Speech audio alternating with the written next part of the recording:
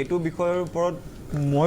Definitely নহয় মই এইটো টিভিতে দেখিছোঁ বাতৰি আগতে পঢ়িছোঁ মই নিজেও প্ৰেছ ক্লাবৰ মেম্বাৰো নহয় বা মই গোটেই কথাটো নাজানো কিন্তু মই এটা কথা যিটো মোৰ সাধাৰণ মগজুৱে ঢুকি পাইছে যে মানুহ এজনে যদি প্ৰশ্ন কৰে সাংবাদিক এগৰাকীয়ে যদি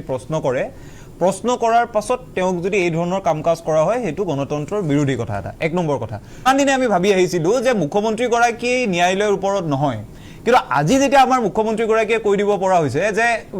মই ধৰি ৰাখিছোঁ মই এৰি দিম কেৱল এইটো বক্তব্য নহয় তেখেতে ইয়াৰ আগতেও এগৰাকী আচাৰ্যৰ গ্ৰেপ্তাৰৰ সময় তেখেতৰ সৈতে মোৰ কোনো সম্পৰ্ক নাই আচাৰ্যগৰাকীয়ে ভাল কাম কৰে বেয়া কাম কৰে মোৰ একোৱে ক'বলগীয়া নাই তেওঁকো কেইদিনমান ধৰি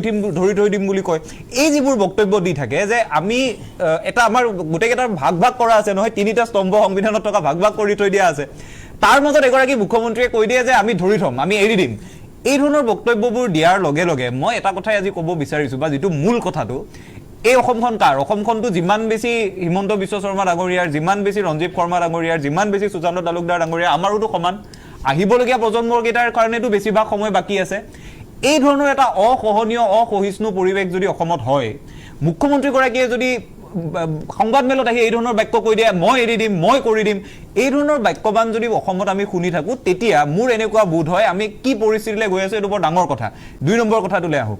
কেৱল মুখ্যমন্ত্ৰীগৰাকী নহয় এতিয়া সদনলৈ আপুনি ঘূৰি যাওক অসমৰ যিখন বিধানসভা ঐতিহ্য গৰিমা আছে বিধানসভাৰ ডিবেটবোৰ এতিয়া আমি যেতিয়া পঢ়োঁ বিধানসভাৰ ডিবেটত যিবোৰ কথা আছে সেই কথাবোৰৰ সৈতে যেতিয়া এতিয়াৰ বিধানসভাখন চোৱা যায় কেইদিনমান আগতে এইটো শাসকীয় দলৰ এজন বিধায়কে বিৰোধী খেদি গৈছে তেওঁ মাৰিবলৈ উদ্যত হৈছে আকৌ পিছদিনা দেখিবলৈ পাইছোঁ কেইজন মানে বাঁহ লৈ আহিছে বেট লৈ আহিছে বাঁহ বেটৰ জেউৰা লৈ আহিছে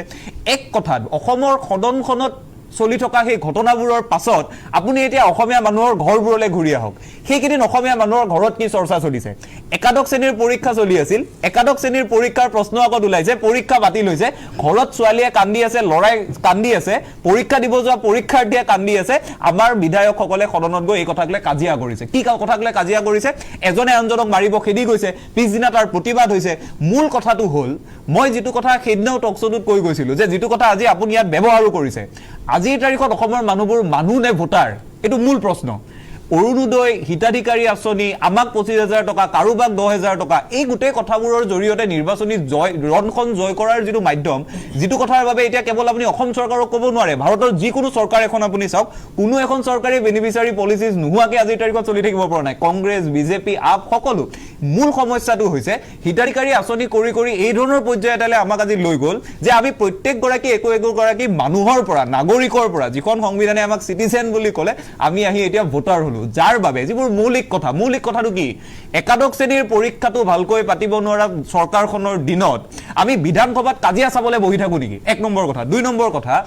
এই যেটো মূল বিষয়টো হৈছে আমাৰ কলেজ বিশ্ববিদ্যালয়ৰ ছাত্ৰ ছাত্ৰীসকলৰ খুব ভৱিষ্যতটো সুৰক্ষিত কৰা ভৱিষ্যতটো সুৰক্ষিতটো কেৱল স্কুটি বাইক দিলে নহব এডভান্টেজ আসাম হৈ গ'ল তাৰ পাছত এই গোটেই কথাবোৰক আগুৱাই লৈ যোৱা কথাই আমি বিধানসভাত শুনিব বিচাৰিছিলোঁ মূল কথাবোৰ কিয় পাতিব নোৱাৰি বিধানসভাত কিয় পাতিব নোৱাৰি শিক্ষাৰ ওপৰত কথা এআইৰ ওপৰত আমাৰ বিধানসভাত কিয় কথা পাতিব নোৱাৰি মুখ্যমন্ত্ৰীগৰাকীয়ে মাজে মাজে কৈ দিয়ে তেওঁৰ বক্তব্যত কৈ দিয়ে যে আমি উপগ্ৰহৰ কথা কৈ দিয়ে 2-3টা বাক্য কয় নহয় সেইবোৰ কথাক লৈ কিয় ডিবেট হ'ব নোৱাৰে না আপত্তিটো মোৰ এই ডিবেটবোৰ কিয় নহয় মানে কেৱল চৰকাৰে নহয় বিৰোধী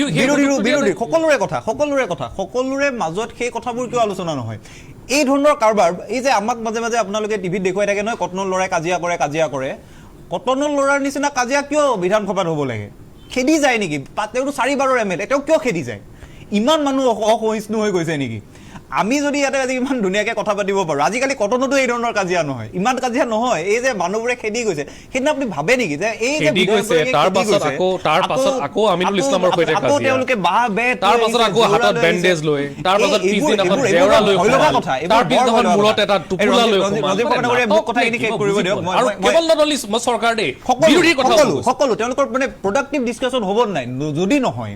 এই পৰিৱেশটো যে সংৰচনা কৰা হৈছে এই পৰিৱেশটো এইভাবে সংৰচনা কৰা হৈছে যে মৌলিক কথাবোৰৰ পৰা আমি কিয় আঁতৰি থাকো মোৰ কাৰণে কিন্তু ডাঙৰ কথাটো একাদশ শ্ৰেণীৰ পৰীক্ষাটো কেনচেল হোৱা মোৰ কাৰণে কোনোবা এগৰাকী বিধায়ক এটাত কাজিয়া কৰাতকৈ একাদশ শ্ৰেণীৰ পৰীক্ষাটো কেনচেল হোৱাটো মোৰ কাৰণে ডাঙৰ বিষয় কিন্তু কাৰণ মই ছাত্ৰ মোৰ কাৰণে ডাঙৰ বিষয়টো হ'ল অসহিষ্ণু পৰিৱেশ এটা তৈয়াৰ কৰাটো সেইটো মোৰ কাৰণে কিন্তু ডাঙৰ বিষয় সেইটোত মই কিন্তু প্ৰতিবাদ কৰিমেই গতিকে এই কথাবোৰ মৌলিক বিষয়বোৰৰ কথা পাতক না কংগ্ৰেছেও কালি পাতক, কংগ্ৰেছে কালি এই ধৰণৰ কথা কওক, বিজেপিয়ে কালি এই ধৰণৰ কথা মানে চাওক, মোৰ মানস দা আপত্তিটো এইটোত, আমি এই 85 চনৰ পৰা আন্দোলন কৰি কৰি এনেকুৱা এটা পৰিস্থিতি অসমত আজিৰ তাৰিখত বনাই দিছো যে বাংলাদেশখন নহলে আমাৰ বহু মানুহ নেতা নহয়, বাংলাদেশখন নাথাকিলে আমি বাংলাদেশী ইস্যুতে এইটো নিৰ্বাচন আকৌ পাতিম, সেইটোতো মোৰ স্বভাৱ হৈ গৈছে। আমি জানো আপুনি 2026 চনৰ নিৰ্বাচনটো হওক, জানুৱাৰীৰ পৰা মিয়া মুছলমান বাংলাদেশ পাতি থাকিম, মূল কথাবোৰ আমি কেতিয়াও নেপাতো। এই কাৰবাৰটো কৰি কৰি আমাৰ পূৰ্বৰ প্ৰজন্মক এটাইতো জীৱনত বহুত হেৰুৱাইছে, আমাৰ প্ৰজন্মক এটাই যদি এতিয়া হেৰুৱাব লাগে, তেওঁলোকে মৌলিক কথা নেপাতে, বিধেয়কে খেদাখেদি কৰে, সৰু ল'ৰা ছোৱালীৰ নিচিনা কাজিয়া কৰে, পাণ দোকানত বহা কাজিয়াৰ দৰে তেওঁলোকে কাজিয়া কৰে, মাজত দুজনে পিছফালৰ পৰা মাত দিব, এজনে কথা ক'ব, সিফালৰ পৰা কাজিয়া কৰিব, জেউৰা লৈ যাব,